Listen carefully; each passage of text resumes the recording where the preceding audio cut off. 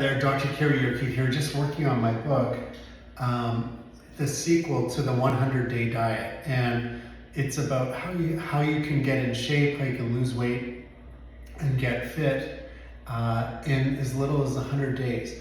And I've been meaning to update the book for a couple of years now because in 2021 it's when I really made some changes to my lifestyle, and my life really changed.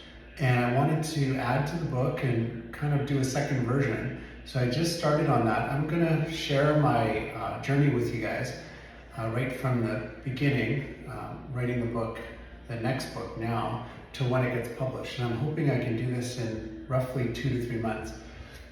And so right now, what I'm working on today is the outline, and I'm starting with the introduction and kind of reading through that.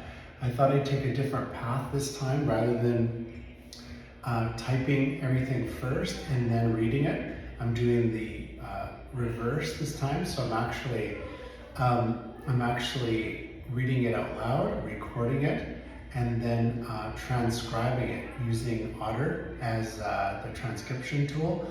So pretty excited about that. I'm also running it through some AI to see if I can improve the readability of it. So pretty excited about using the technology to help me.